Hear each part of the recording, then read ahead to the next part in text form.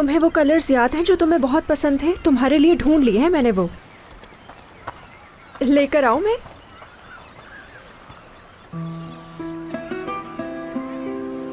आयशा, क्या तुम कुछ देर यहाँ रुक सकती हो? नहीं मालूम, मैं तो रुक जाऊंगी। और तुम? ठीक है, तो मेरा यहीं इंतजार करो, मैं 2 मिनट में आती हूँ। कहीं जाना मत, ठीक है?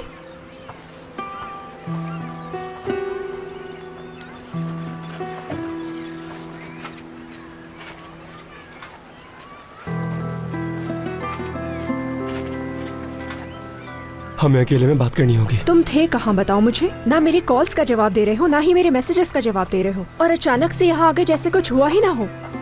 सारा बिल्कुल ठीक कहती है तुम्हारे बारे में।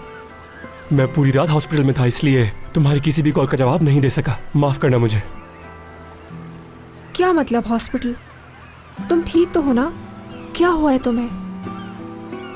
नहीं मालूम, लेकिन तुमसे बात करने की जरूरत है।